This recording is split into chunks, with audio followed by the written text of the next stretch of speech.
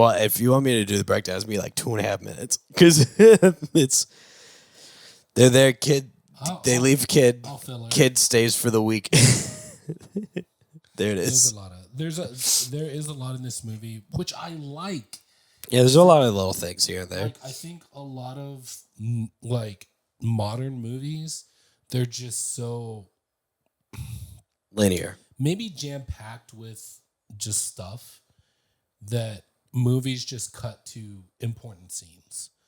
And there's no real sense for these characters and what they do and how they live. And there's no monotony in the movies. I love seeing scenes that are not drug out for no reason, but like they're just a little bit longer than what you would expect. They don't just say the thing that they need to say and we're cut to the next character saying the next thing.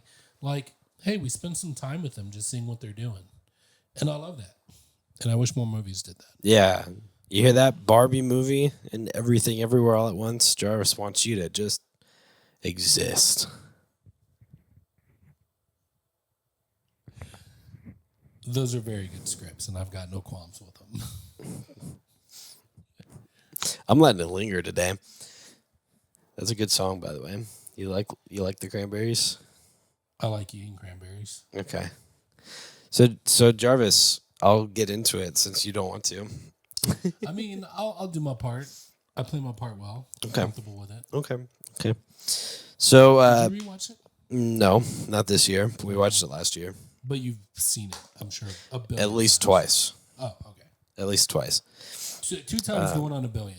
Yeah, and Sybil wants to watch it again this year, and we'll probably get to it. That's very good. Oh, I enjoyed it. I had a good time.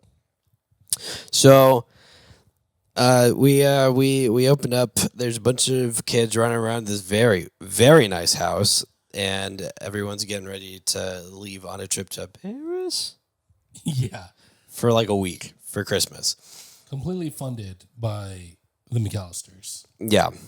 Who are McAllister's Deli fame. I was gonna say they probably own the deli. It's very that house is too nice. That's the only way you can afford the house is too nice. Yeah. And also later, mom is negotiating with random people to try to get back home. Yeah, she got a Rolex. She has a Rolex. Yeah.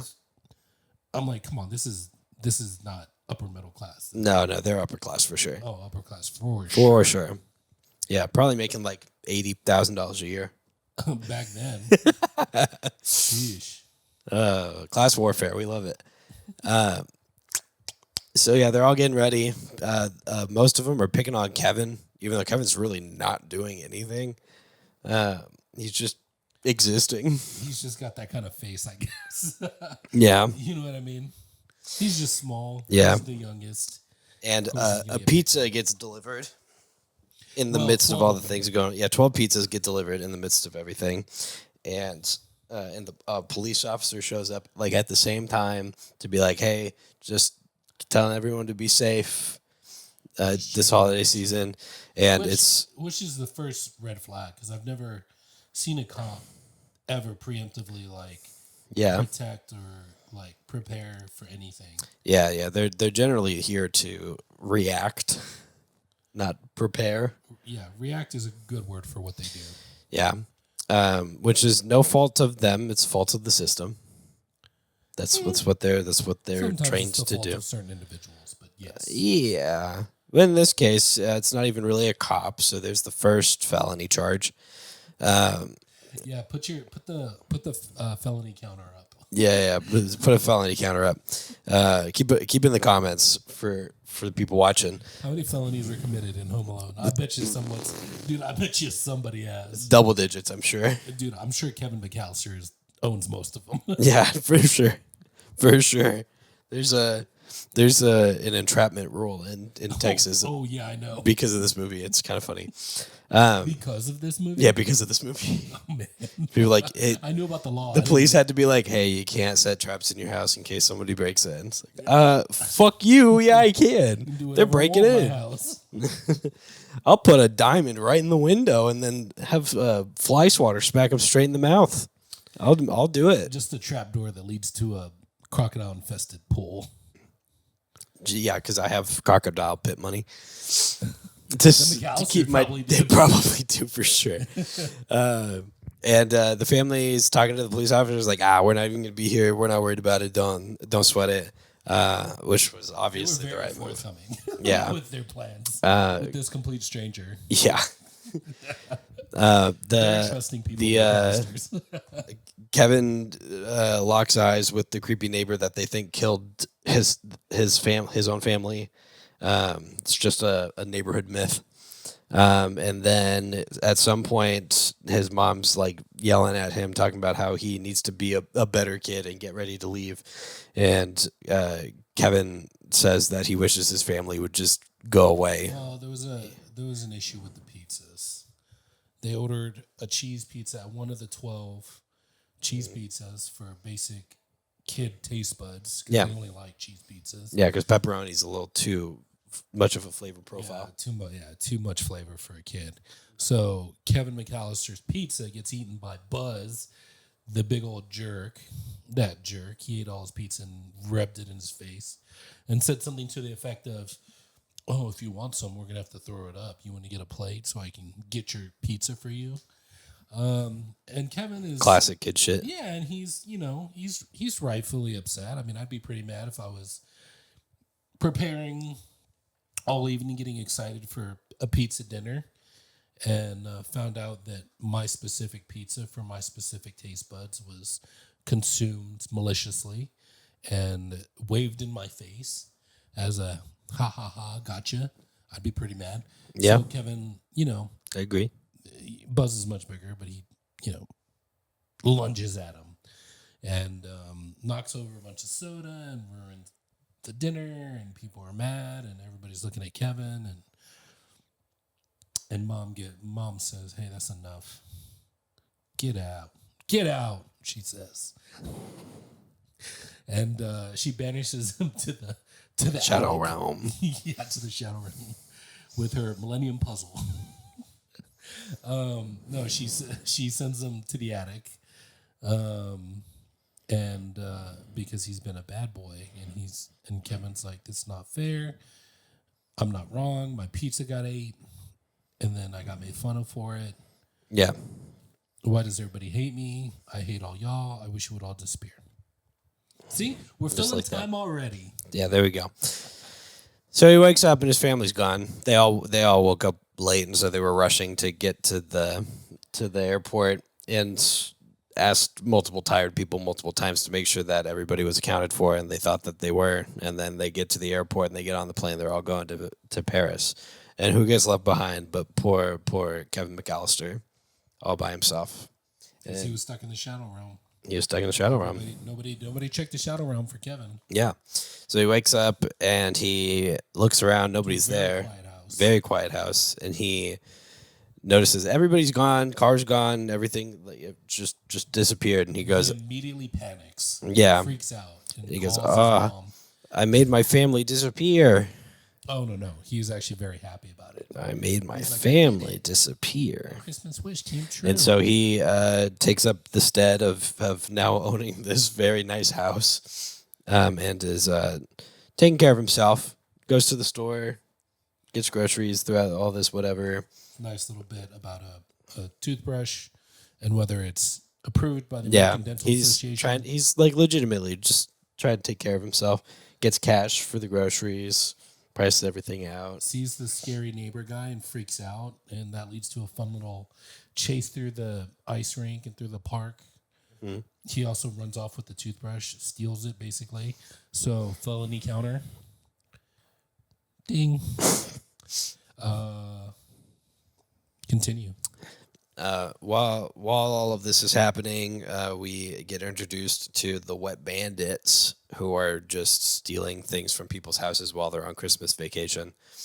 They've been staking out the rich neighborhoods by seeing the exact time every day that the lights get put on their automatic timers, and the zero activity within the houses, because Joe Pesci actually went into all of the houses and talked to them as a fake police officer so that he could see who was going out of town and who wasn't, so that they could stake out which houses were the easiest to break into.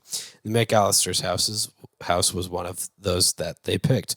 And they call themselves the Wet Bandits because one of them decided that whenever they steal stuff, they're going to turn the faucets on and leave. Which, in my opinion, the biggest dirtbag move. To be honest with you, Yeah. like, when he did that, I'm like, Yeah. Which adds to the felony counter.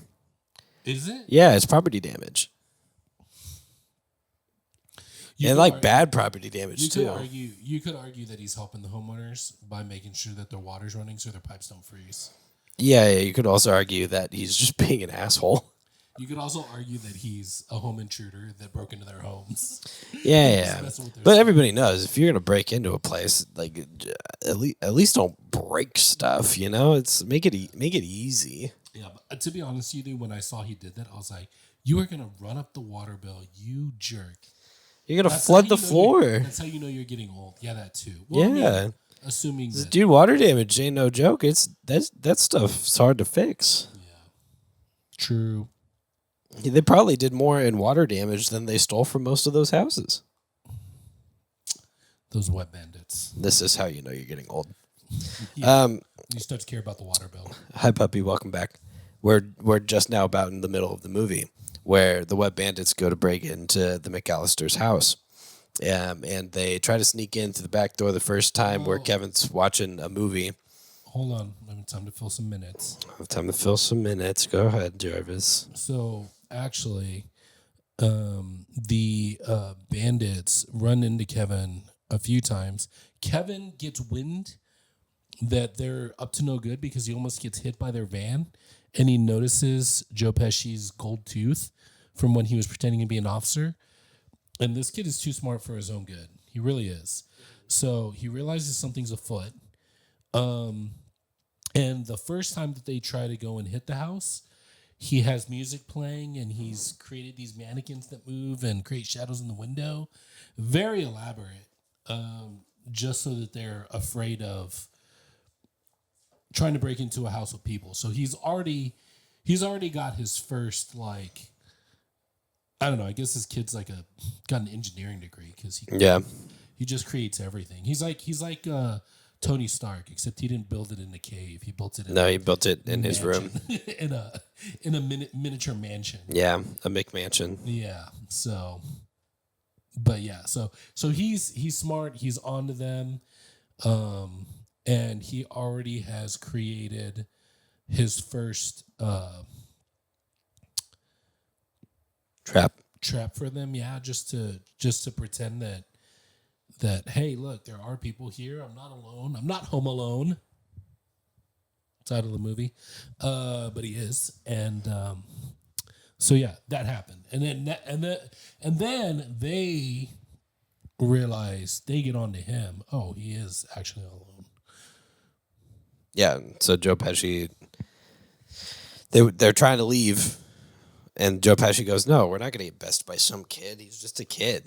We're gonna get into that house. We're gonna get stuff. Get out. This house is the reason why we cased this neighborhood. Yeah, this house specifically is the one that I wanted the most. We're gonna get this house. I'll kill the kid. I'll kill him." Straight up says that at one point.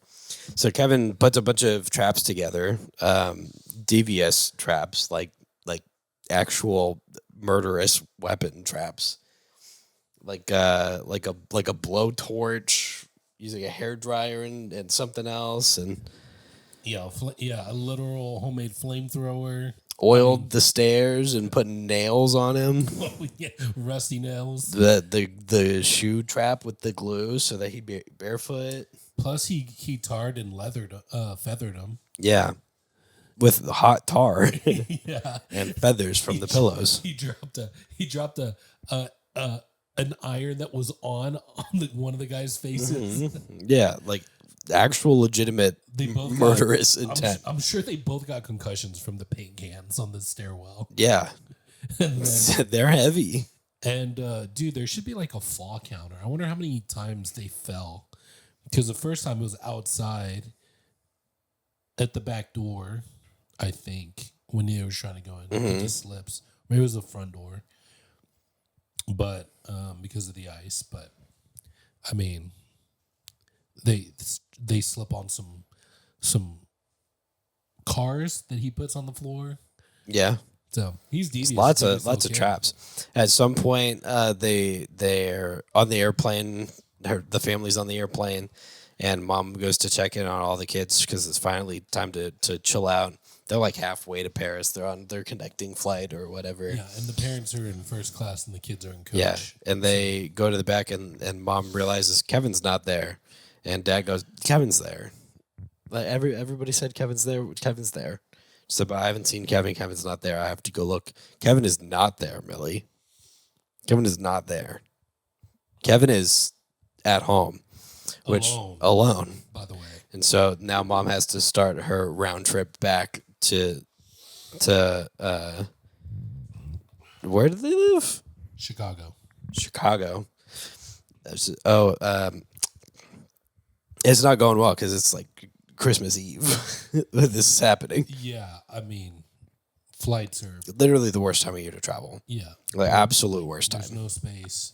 You can't buy a seat to get anywhere anymore. No, can't trade with anybody apparently. So she's literally selling the jewels on her neck to get home, and ends up hitching a ride with John Candy and John Candy's band. Which reminds me of another John Candy movie, Trains, Planes, and Automobiles. It's kind of her. That's Mama McAllister's story trying to get home. That is her entire story of getting home. So the wet bandits end up chasing Kevin out of the house, and Kevin interacts with the creepy neighbor one more time just to realize that the creepy neighbor actually wasn't creepy at all. That is one of the most iconic scenes in the movie. Is in the church with the choir singing. It's so beautiful. It's just so well done. Very heartfelt as well. Yeah. He connects with his neighbor. He's like, oh, this guy's not scary. Yeah. They're both having they miss their family moment, but for different reasons. And this is the core of the movie. Chris Columbus said that he wanted the movie to be very Christmassy and have the spirit of Christmas, and that's what's out. So according to Chris Columbus, the point of Christmas is family. And we see the juxtaposition of the broken family with the neighbor and Kevin McAllister's broken family because he's alone and they left him by himself. Home, even. Yeah. And went and flew halfway across the world without him.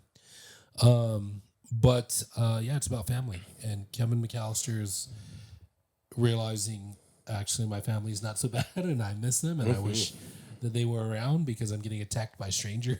Yeah. And it's not all it's cracked up to be, man. Yeah. And Kevin McAllister gives some words of wisdom to the neighbor and says, maybe you should talk to him. Yeah, talk to your son, like call him because you've got a granddaughter you haven't seen. And he said, and Kevin McAllister says, hey, I don't care how mad I am, I'd still talk to my dad if he called me. And so, I mean, not me personally because I wouldn't, but Kevin McAllister would. Sometimes, this is an important little note towards the end of the movie here. Sometimes it's important to distance yourself from your family for a little bit, to either figure yourself out, have them figure themselves out, or both. And that's what Kevin learned. Yeah, and sometimes there is no reuniting and celebrating Christmas together, but sometimes it does, like in this movie. Sometimes it does. The important thing to remember for movies like this, just so that when your narcissistic parents call you up and go, see, family is important, is to notice that Kevin was the one in the wrong in the movie. So was the old man who was scary was the one that was wrong in the movie. They were the ones who needed to make amends with their families. That's the important thing to note. Yep. For both you, who's going to get manipulated by your narcissistic parent, and your narcissistic parent who's missing the entire point of the movie because they don't see themselves as a villain. They only see themselves as a victim. Words of wisdom from Michael. Hey, you know what? Take this time to like and subscribe. Put in the comments your family trauma. Yeah.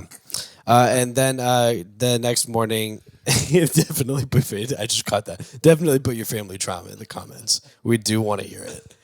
I at least want to Have hear you ever been left home alone because your parents went on a trip to Paris, France without you? it. My parents went on a cruise, and then I busted my chin open, had to get stitches, and go to the emergency room.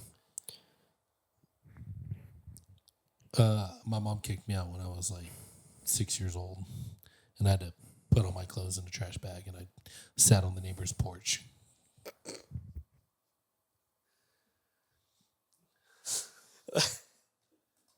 Hey, that's one way to get back in real quick. Go to the neighbor's. Neighbor goes, "What are you doing here?" So Kevin's mom shows back up the next morning and goes, "Oh my God, Kevin, you're fine." And he went, "Of course I'm fine. I thought you disappeared." And she went, "No, I came back. Everybody else is still." "Oh no, they all walked in at the same time. Merry Christmas. We're celebrating Christmas at home. Wow. It's all about It's you. all about you now, and we're all sorry. Merry Christmas and happy holidays." Was that after this movie? Merry Christmas. And it's a perfect movie. It's very good. It's a very good movie. There's a one of my favorite bits is the first time that Kevin McAllister like spends his first day home alone. He's watching movies that he shouldn't be watching. As a little 9-year-old, he's eating ice cream for breakfast, and the movie has a scene where a guy's asking for money, and he's like, "Where's my money?" And he's like, "Oh, well, you're not getting any." And he's like, "Oh, well, I don't like that answer." And he ends up, shooting pew-pews at the other person in the scene and laughing. But the sound bite that I love that's become so iconic is "Merry Christmas, you filthy animal." It's keep the change. Oh, keep the change, you filthy Keep the animal. change, you filthy animal. Yeah. And he used that to talk to the pizza guy. He did. He used it at least 3 different times in that movie. Yeah. Which I thought was great. I love it. It's fun. Keep the change. Very, very cute, very clever. Hey. You look good over there. Look real good. Have you thought about sharing your kindness with others? Share the love. Maybe like the video. Click on that subscribe button. And show your friends. Yeah, just touch it ever so lightly, that like button. Move over to the subscribe button. Maybe tap your keyboard just a little bit. Leave a comment.